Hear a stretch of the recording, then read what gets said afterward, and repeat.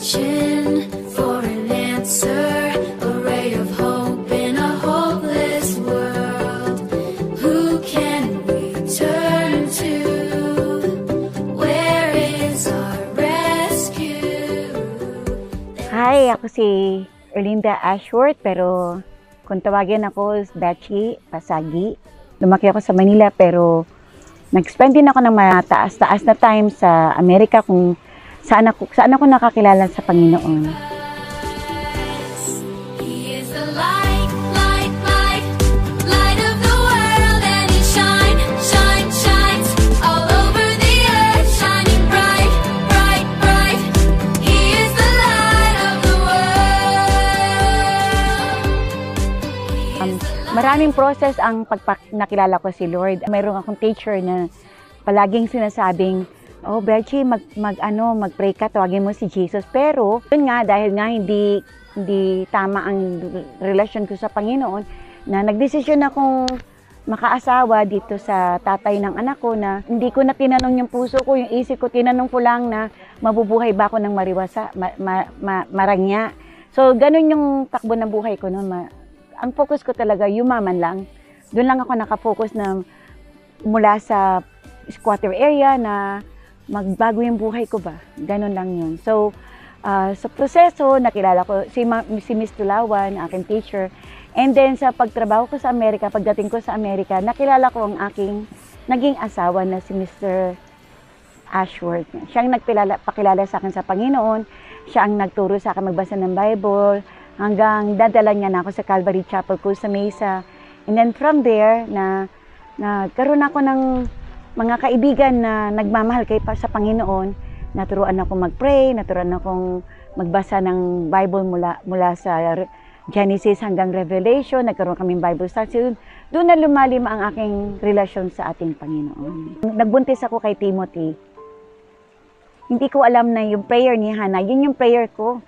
Si Hannah nang humihingi ng anak sa Panginoon, di ba? Ako naman, hiningi ko yung buhay ng anak ko kasi dying kami mag-ina. So, dumating na sa puntong mamimili na ang nanay ko kung anak o apo.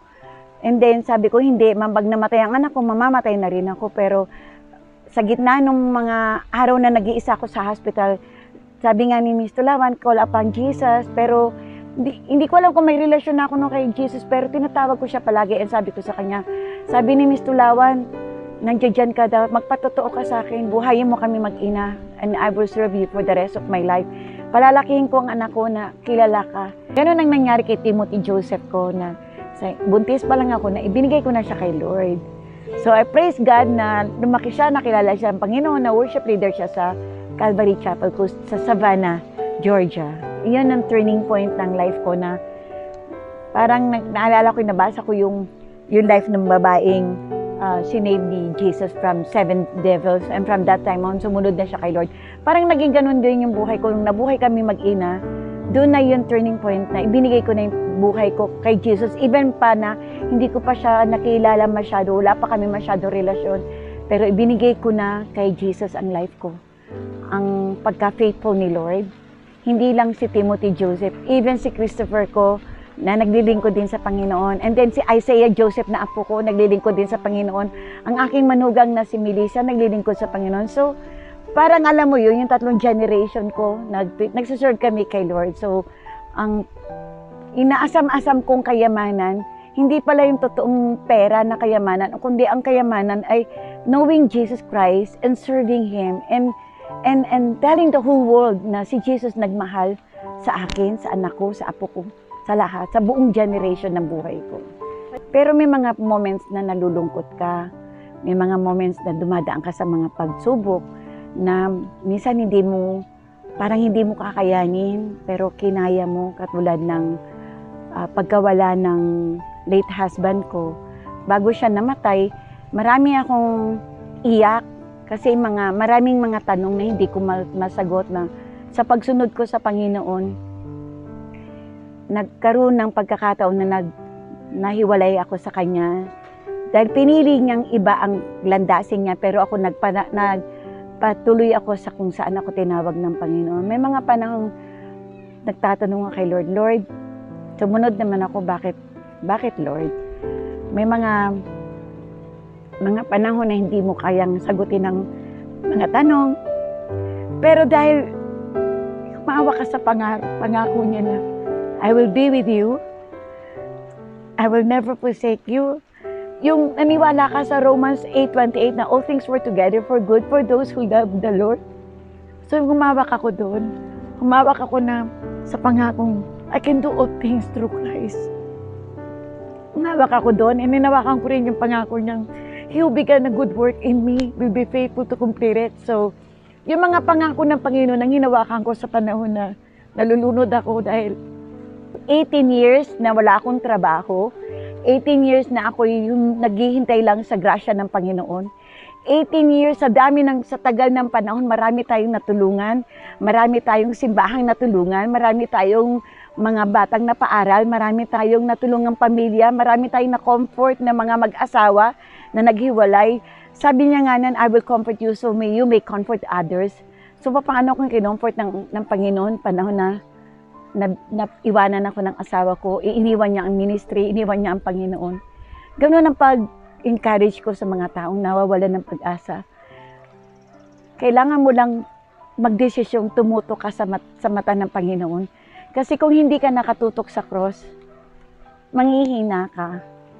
Hindi mo kakayanin. Pero kung humawa ka sa cross, it's just like an anchor, parang anchor ng boat na malaki. Di ba? Angkor lang para hindi matinag ang barko. Ganon tayo kung naka-anchor tayo kay Jesus, hindi tayo matitinag. So overall, God is so good. He never fails. His love never ends. And He is so faithful to His promises.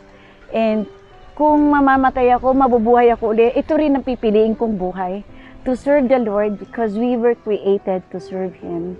And what a joy na yung pangarap ko nung maliit ako na maging mayaman ako, I am. Sobrang yaman ko dahil anak ako ng hari, prinsesa niya ako. At ang aking mga anak, ang kayamanan ko, na nanggaling din sa Kanya. Kung paano niya kaming sinuportahan ng Panginoon. Siya ang tatay ng aking mga anak, siya ang lolo ng aking apo, and He never fails. And sa mga taong mga makasalamuha ako, isa lang ang sasabihin ko, follow Jesus. Hold on to Him. He is the author and finisher of our faith. Walang pwedeng magbigay ng kaligayahang gusto mong makuha, kaligayahang gusto mong maramdaman, kaligayahang hindi kayang express, kaligayahang hindi kayang bayaran. Only Jesus can give you that joy, the unspeakable joy.